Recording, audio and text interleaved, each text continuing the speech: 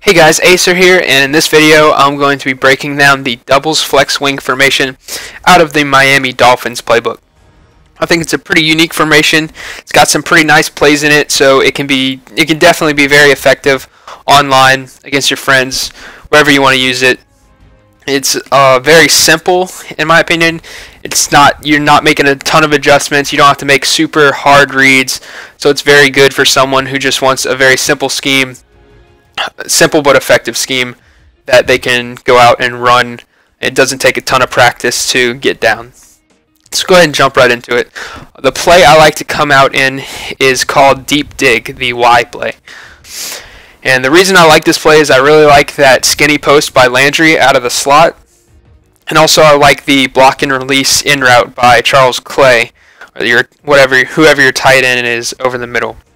And the one adjustment I make is I put Heartline on a fade. You don't have to do that. Generally when I play, I'll put my biggest threat out there on the left. So for the Dolphins, that's Brian Heartline, unfortunately. Obviously, if you're someone else like the Saints, put Colston. If you're the Pats, you could put like Gronk and put Tim Wright in the backfield. But in this case, I use Heartline. If you don't have a big threat out there, then you don't really need to put him on a fade. You can either leave him on that comeback, or you can even go ahead and smoke screen them so that if no one's out there in the flat, like in this case they're playing off coverage, if that corner doesn't come up or if no one goes out in the flat, you can go ahead and hit Heartline and try to get upfield. So that's pretty much the only personnel decision.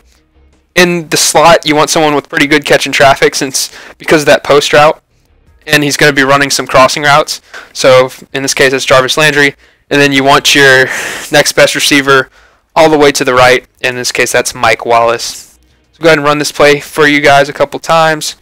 Right there, was able to hit Brian Heartline on the smoke screen. I saw that no one went out to the flat. Was able to get upfield and get really good yardage. If you're not utilizing smoke screens, I think you definitely should start utilizing smoke screens. I think they're very effective. It's something that I really wasn't using in my schemes very much until I realized I got hit with them, and I was like, oh wow, this is actually really annoying to stop and really effective. Pretty much always forces your opponent to have someone out in the flat to guard that. So just a great option. Alright, here, go ahead and through that post, Landry dropped it, but 9 times out of 10, someone with good catch of traffic, especially Jarvis Landry, who has I think 90 catch of traffic, they'll catch that ball. You only want to throw that if they get inside positioning. And I'll go ahead and show you that again. This is against man-to-man. Sometimes against man-to-man, they won't get this inside positioning right there. See how he crosses the face of number 25? He's able to get inside, and so I'm able to make the pass to the right, pass lead to the right, click on, and kind of cut it off, even though I dropped it. Sometimes that'll happen, and then sometimes number 25, the corner, whoever's guarding him, will stay underneath and won't let him cut his face. And so whenever they do that, the corner will be inside, and so you cannot throw that post route. If you throw the post route when the corners has inside positioning, it will get picked off 9 times out of 10. So just be very careful about throwing this route. Don't just blindly throw it against man-to-man. Be like, oh, I thought he said it was going to work all the time against man-to-man. No. You definitely have to make sure you have that inside positioning before you can throw that route. Try to hit right there. That's another great read against man-to-man. If they don't have a ton of pressure coming to you, you can go ahead and hit that in route when he cuts. And then this looks like it's going to be man-to-man again. See, that's what happens whenever you throw the post and you don't read it. Right there I was under pressure, so I just kind of panicked through it and was hoping that he would get inside positioning, and he didn't. I'll show you guys that because that's very important in my opinion, the way this route interacts against man-to-man. Right here, same thing pretty much, except for last time the guy kind of kept running and let Landry get inside. In this case, he doesn't let him get inside, and he gets inside instead, and he jumps the route, and he should have picked it off. That was a terrible read on my part, and it was because I was under a lot of pressure. So just be very careful about that. Right here, go ahead and hit Wallace over the middle. And so you just want to make your reads. Generally my first read is Landry on the post, and then you have, or if you have Heartline on a smoke screen, you always want to look at the smoke screen first. If he's not open, you want to look at Landry on the post, then you have Clay on the in route, and and then Wallace on the in route, and then the check down to Lamar Miller in the flat. So right there, go ahead and hit the smoke screen. I kind of got a bad animation going upfield. And Hartline's not the most agile human being on the planet, so ideally, if you're putting your guy on a smoke screen, you'd want someone a little bit more athletic than Brian Hartline out there. So the other plays, the quick audibles, curl flats, they don't really run. Halfback dive, this is the run play that I love so much out of this formation. Right here, as you can see, the defense is pretty stacked in the box. They have 7 in the box, and the safeties walked up pretty far. And I only technically have 6 blockers, 5 O-linemen and Clay. So I'll go ahead and run this play. And obviously I was not able to really get anything. And so that's pretty much what your opponent is going to have to do in order to stop this run play. Is put 7 or 8 in the box and pretty much overload the box and put more defenders than you have blockers. And obviously if they do that, that opens up your passing game, gives you one-on-one opportunities on the outside.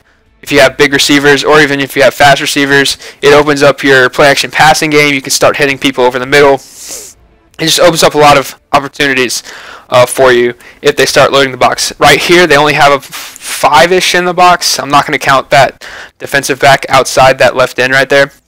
So the dive should get really good yards here. And as you see, we were able to get upfield and get about 10 yards. And so from the personnel screen, your opponent's going to see 3 receiver, 1 tight end, 1 halfback. So they're not going to expect this unless you've been running it all game, obviously. But they're initially not going to expect this kind of power running formation with that kind of personnel. So they'll probably come out in something like nickel or 3-3-5 or nickel wide 9 or 3-3-5 wide or something like that. A formation that's not very well suited to stopping the run. And if you can catch them in a formation like that, and you can keep them in a formation like that, maybe you run no huddle after your first play if you realize they're in a bad defensive matchup, and you can keep them on the field and force them to call a timeout or something. But this is definitely a play I like to establish whenever I would run this scheme. It's just very effective. You get very good blocking at the point of attack, and your opponent really has to load the box and just allocate so many resources to stopping this one play that it really puts your opponent in a tough spot defensively, because then they have to start worrying about, oh god, the user catch on the left side, or the post down the middle, or the streak route to the right and getting beat deep, or the slip screen, or just a lot of different things that it forces your opponent to think about. So it's puts your opponent in a bind, and it's a very, very effective base play to establish. Now the deep pass out of this formation is called slot cross. Pretty much the only adjustment I make is I put Clay on a wheel route. He gets to, otherwise he's on that, oops, wrong play. He's on that blue route to the flat. He's on the block and release, and so it kind of takes him a little while to get out there. I'd rather him get out there quick and then turn up field.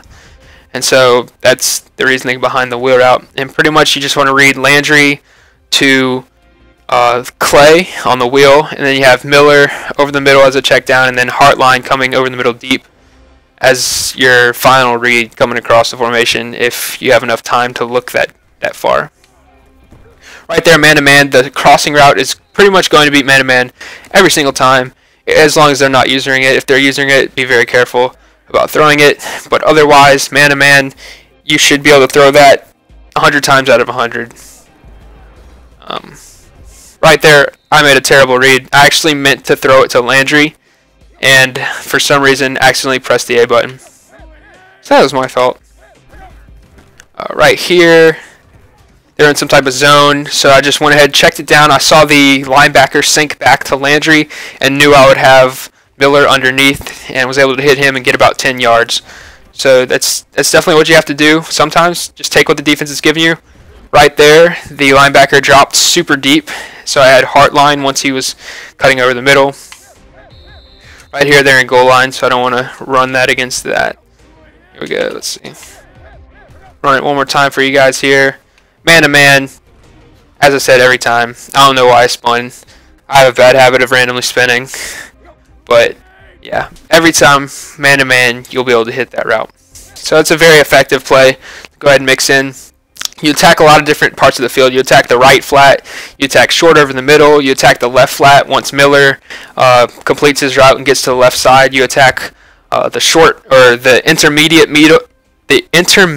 middle with Landry, and then you also attack the intermediate to deep middle with Heartline later on in the play. So a lot of different windows that you can throw the ball to. The play action audible is called PA Seams, and I don't really run it because it's very similar to the base play I come out in. Pretty much you have the same skinny post, except for now you have two basically fade routes on the right and left, which you can do just by hot routes anyway. So you could basically turn your base play into that play just by doing that. And then you could put Clay on that little baby blue, or not baby blue, but blue block and release flat route. And you pretty much have the same exact play now. You have the running back blocking, the block and release flat, the skinny post, and the double fades. And this is the actual play. So it's just something that you can already pretty much make by hot routes alone, so there's no reason to run it over the other play, in my opinion.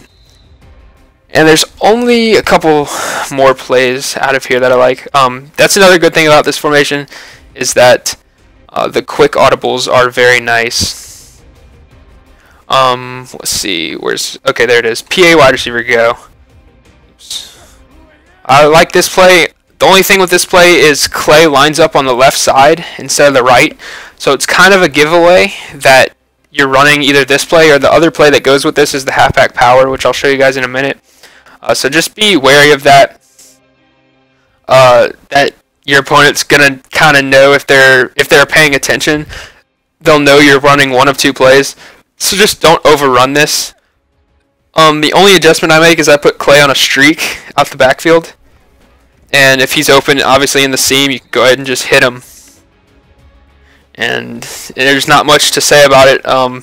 Pretty much you read Clay in the seam to Heartline underneath to the corner by Landry, and then you've got Wallace on the right side. Right there, that was actually a Stevie Wonder-esque read. I don't know why I threw the corner out there. But yeah, right there. That was another awful read. I thought he was going to sink back and cover Clay, so I thought I'd be able to hit that underneath route by Heartline. I was sorely mistaken. And right there, that's pretty much what I was trying to do on the play before. So yeah, that's another good complementary play, along with the halfback power, which I'll show you guys right now. Let's see. Halfback. Whoops, okay, I called the wrong play. I pressed A instead of X. And then the last play out of this formation that I was going to show you guys is the slip screen, which I don't really need to show you guys a slip screen, but it's a very good alternative, or not alternative, but mix-up play. Especially if they're loading the box and blitzing people. If you've established a halfback dive, it's a very good play to mix in, especially, like I said, because they'll be blitzing a lot of players, and you'll have a lot of space with 3 blockers ideally, and you can get some huge gains off of it. So this is the halfback power play. Kind of obvious when you run it, so don't overrun it. It's just something to mix in here and there, just to kind of give your opponent something to think about. If you're running this, I would probably recommend to leave the auto motion on the play action play that I just showed you guys, so that they won't know if it's the pass or the run. Because if you cancel the auto motion on the pass and you only use the auto motion on the run, every time they see the auto motion, they're going to be like, oh, he's running the halfback power. They're probably going to run commit left and like start shooting the gaps and stuff, and you don't want that to happen. So just leave the auto motion on the play action play as well, so that they can't run commit and shoot gaps. It makes it harder to defend for your opponent. So it's just something to keep in mind. And like I said, the last play is the slip screen, which I don't need to go over for you guys. I trust you guys know how to run slip screens. But yeah, that's pretty much it for the formation. It's very, very simple, but I think it can be very, very effective. You're not making too many adjustments. You're not making too many crazy reads. Most of the reads are pretty self-explanatory, like shallow crosses or little out route, or not out routes, but flat routes, shallow crosses, and deep digs. That's pretty much all the passing game. And also the one play with the skinny post by Jarvis Landry, and then you've got the one-on-ones on the outside if you have a big receiver that you can use a catch with. So it's nothing fancy, but it is very effective in my opinion. It's got one of the better running plays in the game in my opinion. That halfback dive is hell to stop if you mix it in and force your opponent to respect it. So just something to keep in mind if you plan on running this scheme. So I hope you guys enjoyed it. Until next time, next video, I believe the next playbook is the Minnesota Vikings, if my alphabetical skills are correct. Pretty sure Minnesota is the next team after Miami. So you guys can look forward to that. I used to run Minnesota playbook, so I'm looking forward to making that video. They've got some really cool formations in that playbook. So until next time, guys, I'll see you guys later, and have a great day.